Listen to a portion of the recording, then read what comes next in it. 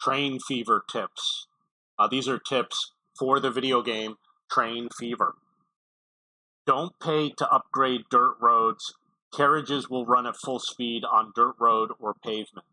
One of the other things that I noticed is that as the game played on, it automatically upgraded the dirt roads into paved roads. Be careful with short line trains early on. The track station and trains are costly if they're not moving passengers or cargo. I was starting to lose games when I built trains, just running out of money. Avoid cargo early in the game.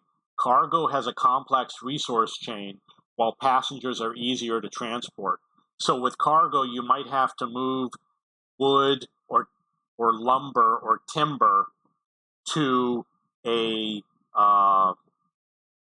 sawmill, and then you have to take that and move it to someplace else that creates finished goods before you get the value out of the finished goods. You might want to work on passengers where you bring it to the destination and then it's done. Avoid building train depots at the top of hills or mountains. The track is difficult to build up to hilltops. So when I was building train stations, if I built it at the top of a hill, it was hard to lay the track to get it to the top of the hill. It wouldn't connect. So you want to try and build it on flat land. Use the layers function to see where to build cargo terminals. So there's a button in the lower right, you click on it, and it will show you where the cargo needs to be delivered to.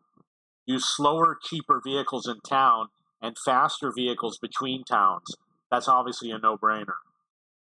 Towns are connected by dirt roads. In general, you should just have to build depots at each town.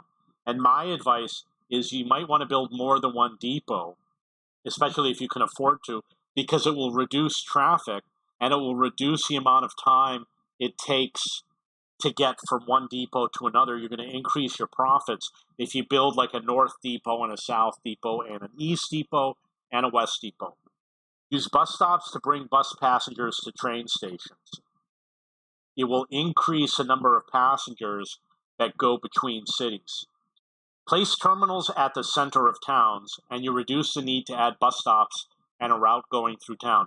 So what I've been doing is I've been putting the bus terminal in the middle of the town so that it has a wide radius to pick up passengers, and then I don't put bus stops until later in the game. Place stops bringing passengers to rail stations. So on your bus stop network, make sure you drop them off at the rail station, etc. Make sure you use cargo station next to goods, not passenger stations.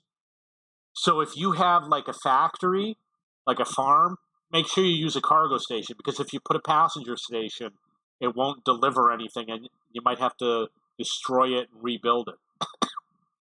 Build a cargo depot at every factory and a cargo depot in every city, and connect each factory to the nearest city and connect all the cities.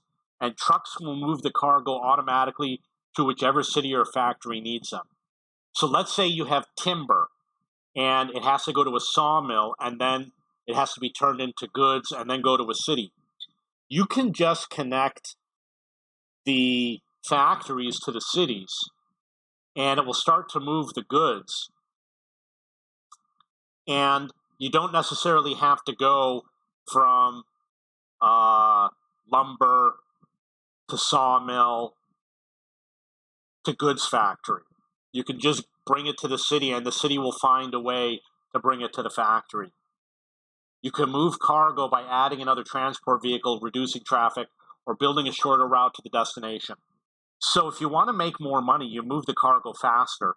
You can add another vehicle, or you can build a better road to reduce traffic, or you can build a shorter route to the destination. All of them will move the cargo faster.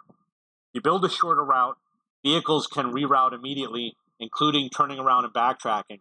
So if you've got a road and you build a new road, I've seen vehicles reverse and then take the new road. You can insert a stop by selecting an existing stop in the list and adding the new stop, which will appear after the selected stop. Now, I tested this with Transport Fever, these past few items. I'm assuming it works with Train Fever. Vehicles can carry multiple different items at the same time. This is true in Transport Fever. I don't know if it's true in Train Fever. I must have posted this in the wrong page. Roads have top speeds. Upgrade roads for faster traffic or multiple lanes. In my experience, I saw vehicles pass each other, and that was using Transport Fever, which is the upgrade to Train Fever. Okay, the games are very similar, and I've got a few other tips and information and tutorials, and my future tutorials will go here at cheapbooks.cc in the Train Fever section under video games, transport management games.